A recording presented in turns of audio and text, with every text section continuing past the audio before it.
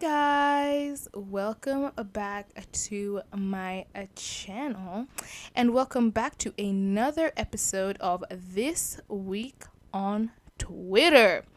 So, this week on Twitter, I saw something that actually really caught my eye, and it was really motivated, I guess, by the New Year's 2022.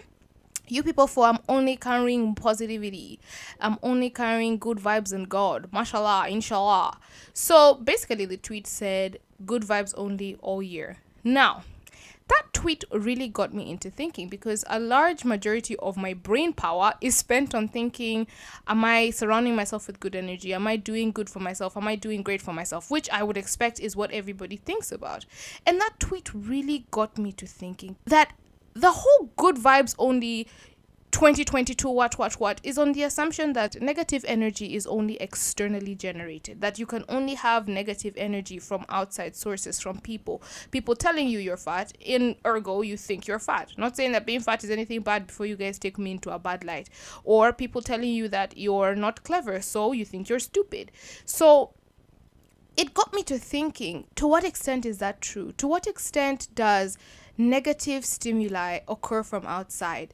And if I didn't have that negative stimuli, if I cut off all those fake friends, I cut off my family, let's say, that's toxic, I cut off all of these things, will I truly and really be happy?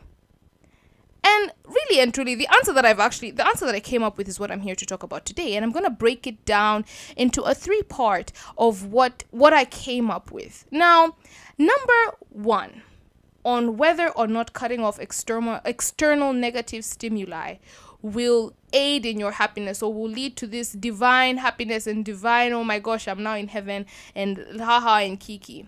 Now, number one, I truly don't believe that cutting off external stimuli and starting your life as this new fresh monk who is out to make new friends, etc., is going to really do much for you if you don't have boundaries.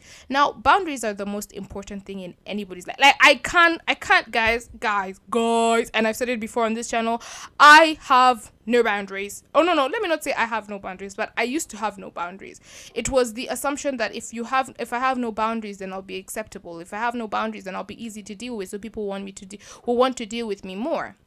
However, no matter how many people I cut off, or how many friends I stopped being friends with, or how many people I just sidelined and said, you know what, I'm not dealing with that anymore, it never changed anything, because that pattern would continue to recur. It would continue to just be a part of my life. If it was the same bum, raggedy, no edge having nigga I dealt with before, I didn't set up the boundary that I'm not dating a bum, raggedy, no edge nigga before. Let me give you a quick rundown, renegade for the guild story time. Now, when I was in high school, I went to Laser Hill High School. It was, I think, year 8. Is that high school? I don't think that's high school, but oh child.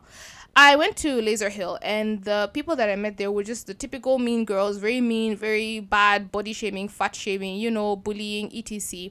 And I thought transferring schools, guys, when I tell you I pushed myself to transfer that school, oh boy, I pushed mountains and hills to transfer from that school. I refused to pack my bags. When I went back to the school, like when the new term started, I refused to pack my bags to go back to school. I told my mom I'm not returning. I didn't even get my hair done. In fact, all my uniforms were stolen. At a point, I even stopped trying to keep the uniforms from being stolen because I was so determined to leave the school. And in my head, I believed that if I could just remove this external stimuli, then I will be happy. If I could move to another school, then I will be happy. But the issue was never the school. The issue was the fact that I never stood up for myself. I never put back those boundaries and said, you know what, no, you're not going to bully me. No, you're not going to actually steal my last pair of goddamn socks and wear them. No, you're not going to actually wear my shit like that. That I didn't put those boundaries up. And though I transferred in the end, I went to my next high school, Mount Kenya, and I still came into the same shit. In fact, it was even worse because now I was washing socks for people. There was one girl's socks that I washed that were so hard and crumpled. You know when a sock is so hard, and guys, I suffered in my junior school, so hard and crumpled that the sock isn't even bending. Like, that's how dry and dirty and smelly I hope you're doing okay. Like, God bless you. God bless you. God bless you. I learned life skills from that, guys. Like, if I want to become an auntie today, I can really wash things for you. Sorry, let me pour myself some wine. Wine, babe. Wine, child. Anyway, sorry. So what I learned from that entire experience is that just because I have external stimuli and I cut off that external stimuli, it's not going to assure me of good vibes.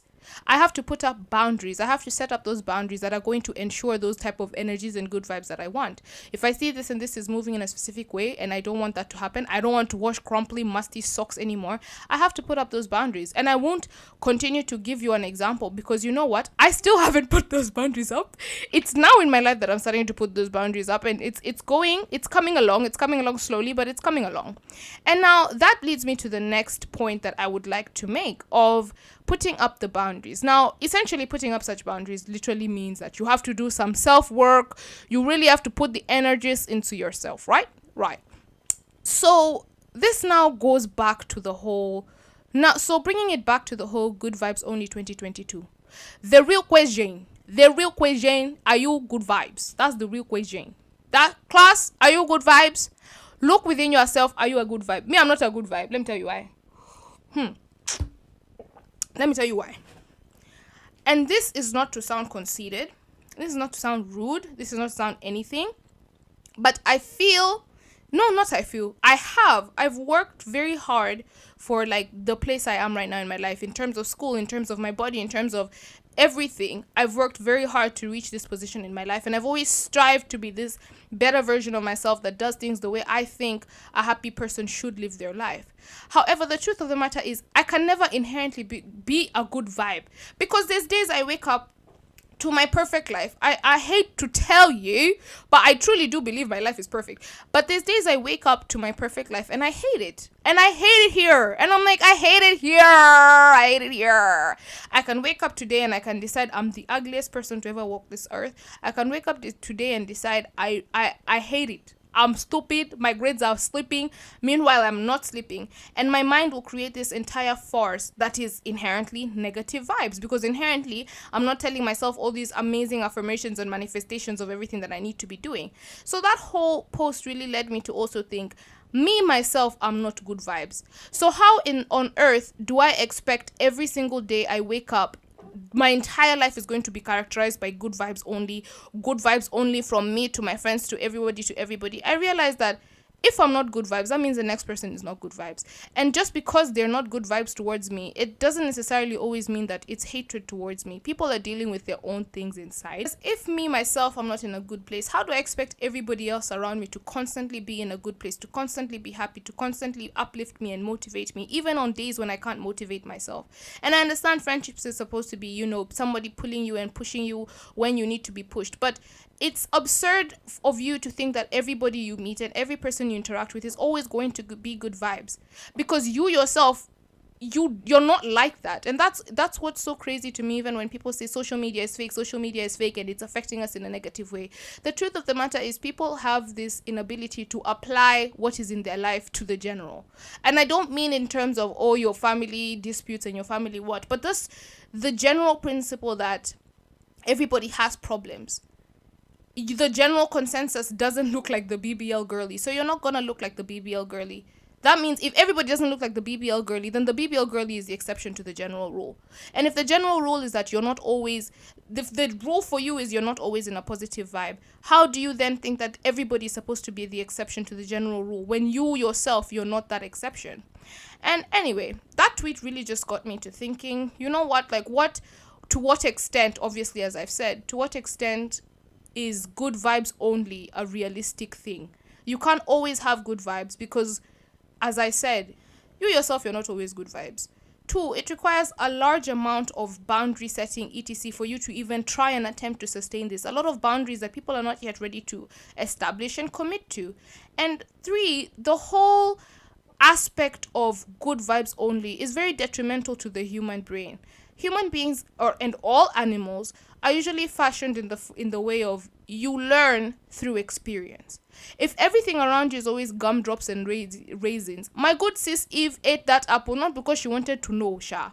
She just don't tire for the normal apple eating, talking to werewolves. She was tired. She said, you know what?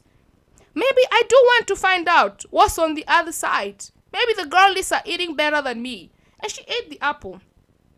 The good vibes only thing is, it's very unrealistic because there's no growth, there's no development, there's no looking back at your life and saying, I was in such a bad place, I really did, I wasn't happy, I wasn't this. If 247 you're always happy, and 247 everything is always perfect, and 247 everything is always good vibes, then you'll never be able to appreciate the good times. And I know one of you is going to be in the comments saying, so we should suffer for happiness, so that's your criteria of success, suffering before the happiness. No, that's not what I'm saying. I'm just telling you that it's even been scientifically proven that before you get the dopamine release that you have before you achieve what you need to achieve is greater than when you actually achieve whatever you wanted to achieve. So the whole struggle of life is what makes life so sweet. It's what makes life bearable. If everything was always the same, you would hate it. You hate waking up to go to work, waking up to do the same shit every single day, to meet the same people every single day. You want some adventure, and you'll never get that if everything is good vibes, because inherently if everything is good vibes, that means there's no need for change, and without change there's no development. Without development there's no achievement of success. And yeah, that's all I had to say today. I'm gonna see y'all next time. I'm gonna see y'all next week. I hope you enjoyed this session. Is that what they call them? This session. I would like you to comment down below if you want to be seeing my face during these videos. I would also like you to comment down below if you would enjoy, how do I say more content from me. And I would like you to also hit that subscribe button as you just did like this, as you just with your fingers like this, click it. Anyway guys, I will see you guys in my next one. Bye bye.